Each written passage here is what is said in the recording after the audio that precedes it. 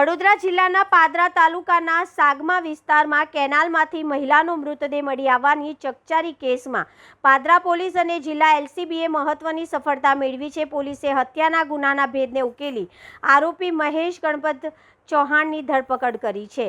પ્રાથમિક તપાસમાં પ્રેમ સંબંધ અને તેના કારણે થયેલો વિવાદ હત્યાનું કારણ બન્યું હોવાનું સામે આવ્યું છે।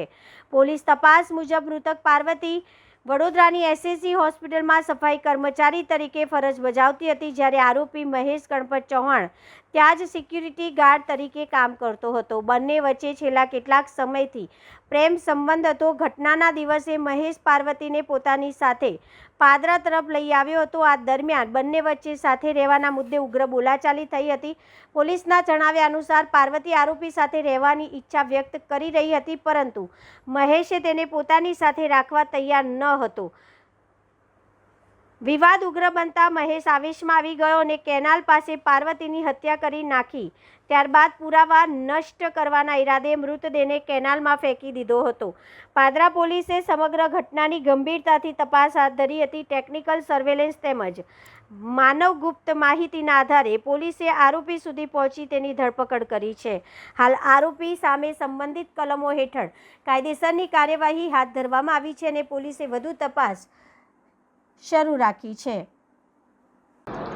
ગઈ તારીખ 11/7/2026ના રોજ પાદરા પોલીસ સ્ટેશનમાં જાણ થયેલ કે સાંગમા ગામે ઓએનજીસીના ગેટ પાસે કેનાલમાં એક અજાણી સ્ત્રીની લાશ પડી છે। જે અનુસંધાને પાદરા પોલીસ દ્વારા તપાસ કરવામાં આવતા ત્યાં સ્થળ ઉપર એક અજાણી સ્ત્રીની લાશ કેનાલમાં અર્ધ ડૂબેલી હાલતમાં મળેલ, તો તે અંગે ગુનો દાખલ કરી અને આઈજીપી સાહેબ વડોદરા રેન્જ, પોલીસ અધિક્ષક સાહેબ વડોદરા ગ્રામ્યના માર્ગદર્શન નીચે વડોદરા ગ્રામ્ય એલસીબી, એસઓજી, ત્યારબાદ પાદરા પોલીસ અને વડોદરા ગ્રામ્ય ડિવિઝનના ડીવાયએસપી કિરણબેન ઠાકુર વગેરેની ટીમ બનાવી અને સૌપ્રથમ તો મરણ જનાર અજાણી સ્ત્રીની ઓળખ પ્રસ્થાપિત કરવી જરૂરી હતી।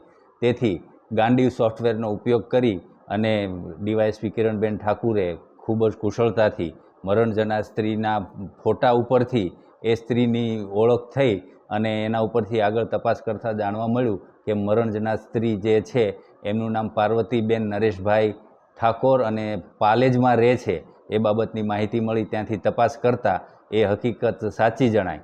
જે અનુસંધાને ત્યારબાદ આગળની તપાસમાં ચાલુ રાખી અને એ બેન શું કરે છે, ક્યાં જતા હતા એ બાબતે તપાસ કરતાં જાણવા મળ્યું કે મરણ જનાર પાર્વતીબેન છે એ વડોદરા એસએસજી હોસ્પિટલમાં સફાઈ કામદાર તરીકે નોકરી કરતા હતા અને બેન પોતે વિધવા હતા।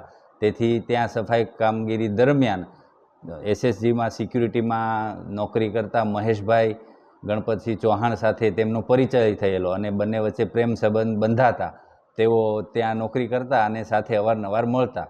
એ દરમિયાન ગઈ 11 તારીખે રાત્રિના આ પાર્વતીબેન અને મહેશભાઈ બંને ત્યાંથી મહેશભાઈના મોટરસાઇકલ ઉપર નીકળ્યા અને સાંગમા કેનાલ પાસે આવી અને એ દરમિયાન બંને વચ્ચે બોલાચાલી થતા અને આ પાર્વતીબેન છે જે વિધવા હોય તે મહેશભાઈ સાથે રહેવા માંગતા હોય અને આ મહેશભાઈ એમને સાથે રાખવા માંગતા ન હોય।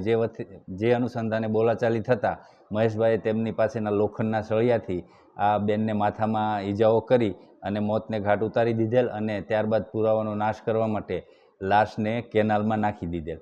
અને આ બધું તપાસમાં વડોદરા શહેરના સીસીટીવી કેમેરાઓ અને તમામ જગ્યાએથી જે રૂટ ઉપર મોટરસાઇકલ નીકળ્યું હતું એ બધું તપાસણી કરતાં એલસીબી, એસઓજી અને સમગ્ર પાદરા પોલીસની ટીમ તેમજ વડોદરા ગ્રામ્ય ડિવિઝન ખૂબ જ મહેનત કરી અને ટેકનિકલ હ્યુમન સોર્સથી આરોપીને પકડી પાડેલ છે। હાલ તપાસ ચાલુ છે। હાલમાં તો હાલની તપાસ સુધી અન્ય કોઈ આરોપીઓ સહભાગી હોય એવું જણાતું નથી, પણ તપાસ ચાલુ છે। વધારે આ લગભગ છેલ્લા 3 મહિનાથી પ્રેમ સંબંધમાં હતા। એ બેન ત્યાં એસએસજી હોસ્પિટલમાં સફાઈ કર્મચારી તરીકે કામ કરતા હતા, મરણ જનાર પાર્વતીબેન, અને આ મહેશભાઈ ચૌહાણ છે એ એસએસજી હોસ્પિટલમાં સિક્યુરિટી ગાર્ડ તરીકે નોકરી કરે। મહેશભાઈનું ગામ છે એ પાદરા તાલુકાનું ગામ છે, આરોપી જે મહેશ છે એમનું, અને ત્યાંથી એસએસજી હોસ્પિટલમાંથી મહેશ એમના મોટરસાઇકલ ઉપર આ પાર્વતીબેનને બેસાડી અને બંને સાંગમા સુધી આવેલા।